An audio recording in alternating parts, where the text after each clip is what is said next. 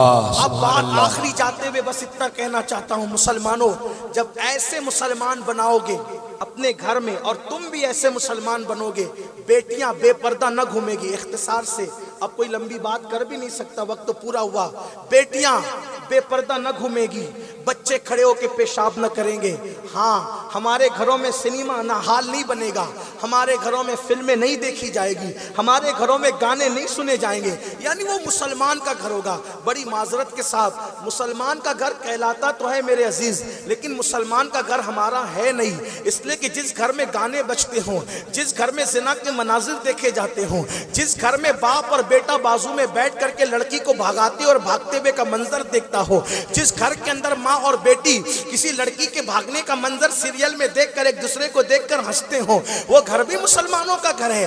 واللہ اگر مسلمانوں کا گھر دیکھنا ہے تو صحابہ کے گھر دیکھ لیں، مسلمانوں کا گھر دیکھنا ہے تو تابعین کے گھر دیکھ لیں، مسلمانوں کا گھر دیکھنا ہے تو اولیاء اللہ کا گھر دیکھ لیں۔ اللہ اکبر، وہ کیا گھر تھے، وہ کیا مکانات تھے۔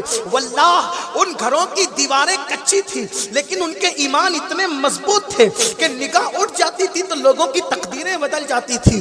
ان ماؤں کے سروں پہ دوپٹہ جو ہوتا تھا اس میں پیون تو لگا ہوتا تھا لیکن اس میں جرائم کے دھبے نہیں ہوتے تھے۔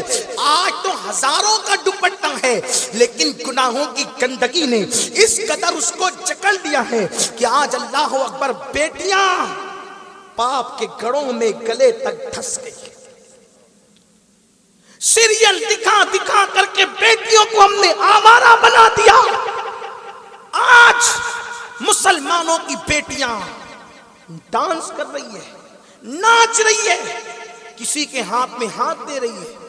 اللہ اکبر، مسلمانوں ہمیں شرم نہیں آتی، ہم مسلمان ہیں۔ مسلمان کیسا ہوتا ہے؟ حدیث پاک میں آیا، اللہ کے رسول علیہ السلام فرماتے ہیں جس گھر کی لڑکی یا عورت پازیب میں گھنگرو لگائے اور وہ گھنگرو بجنے کی آواز جہاں تک پہنچے گی وہاں تک اللہ کی لعنت برستی ہے، خدا رحمت اٹھا لیتا ہے۔ جس مذہب نے گھنگرو کی، پازیب کی گھنگرو کی آواز سے منع کیا، اس گھر میں میوزک کے گانوں کی آواز کی اجازت کیسے ہو سکتی ہے؟ لیکن کتنے گھر محفوظ ہیں مسلمانوں کے، کتنے مسلمانوں کے گھر محفوظ؟ وہی تو کہہ رہے ہیں، بات اور رونا تو یہی ہے کہ انہوں نے 90 لاکھ کو مسلمان کیا۔ کم سے کم آپ اپنی آل کو مسلمان کر لیں، اپنی اولاد کو سچا مسلمان بنا دیں، پھر اللہ کی رحمتوں کا نزول کیسے ہوگا؟ کیسے ہوگا؟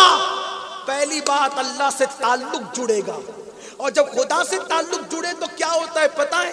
پہلے جب خود مسلمان بنو، بہت کچھ بن گئے، پہلے مسلمان بنو، سچے مسلمان بنو، کم سے کم نماز کے لیے وقت نکالو، حلال کھاؤ، حرام سے بچو، اس لیے کہ جب تک کہ حرام کھاتے رہو گے عبادت قابل قبول نہیں ہوگی۔ کسی کو دکھ نہ دو، سکھ پہنچاؤ۔ آقا فرماتے ہیں مسلمان وہی جس کے ہاتھ اور زبان سے دوسرے محفوظ رہیں۔